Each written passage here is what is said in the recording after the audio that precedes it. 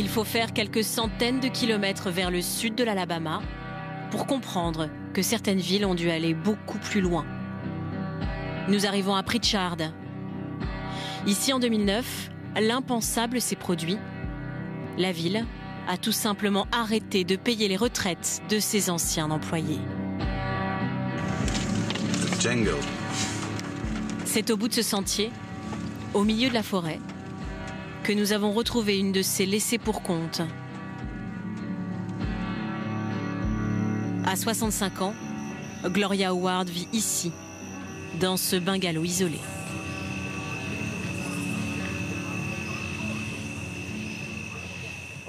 Qu'est-ce que vous faisiez comme travail? J'étais dans la police. Dès le début, j'ai adoré mon travail.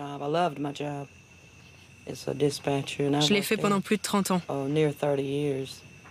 Le jour où je n'ai pas reçu mon argent, je suis devenue dingue.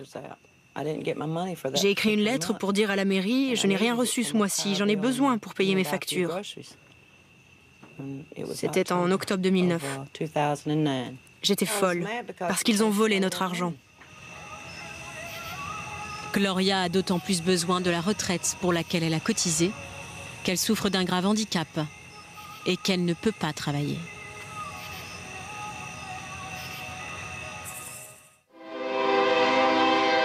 Comment la ville de Pritchard a-t-elle pu en arriver à de telles extrémités? Le scénario démarre de façon banale. Dès les années 80, les entreprises désertent la ville et la population diminue presque de moitié. Aux États-Unis, chaque ville s'occupe des retraites de ses fonctionnaires. Avec des rentrées d'argent de plus en plus maigres, Pritchard ne peut plus faire face.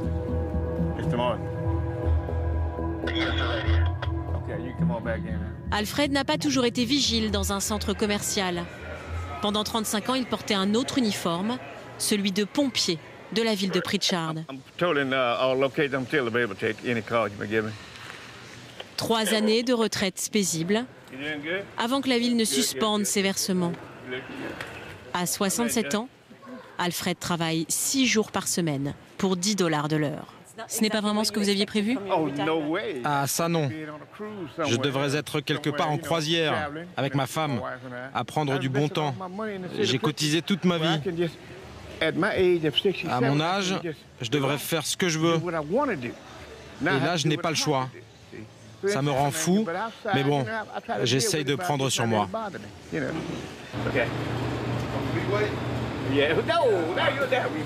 Pendant 21 mois, Alfred et son épouse n'ont pas touché 1 centime de leur retraite.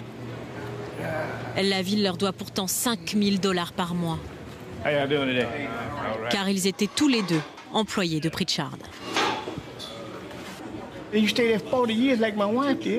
Vous imaginez, j'ai travaillé 35 ans, ma femme 40. On pensait avoir de bonnes retraites et puis rien. Ça donne envie d'être violent, vous savez. Ça nous a rendus malades. Et le pire, c'est que le gouvernement, tout le monde s'en fiche. Pritchard, c'est juste une étape, une sorte de modèle. Parce qu'aucune ville ne veut payer les retraites. Et si Pritchard s'en tire comme ça, tout le monde va vouloir faire pareil. Et si la crainte d'Alfred s'avérait fondée? Les États de l'Illinois, New Jersey, Colorado, mais aussi les villes de New York, Philadelphie, tous ont les yeux rivés sur Pritchard. Car leurs fonds destinés aux retraites sont également à sec. En juin dernier, le maire a finalement tranché. Il accepte de payer à nouveau ses quelques 150 retraités, mais seulement le tiers du montant prévu. Alfred et ses collègues n'ont pas eu le choix. C'était ça ou rien. On ne peut pas indéfiniment avoir plus de dépenses que de rentrées d'argent.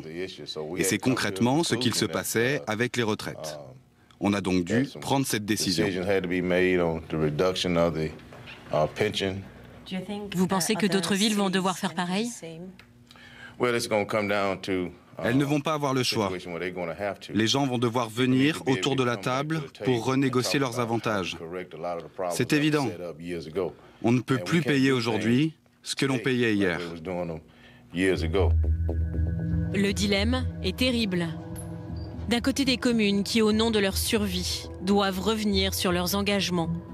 De l'autre, des histoires humaines tragiques. 18 retraités sont morts. Certains se sont suicidés.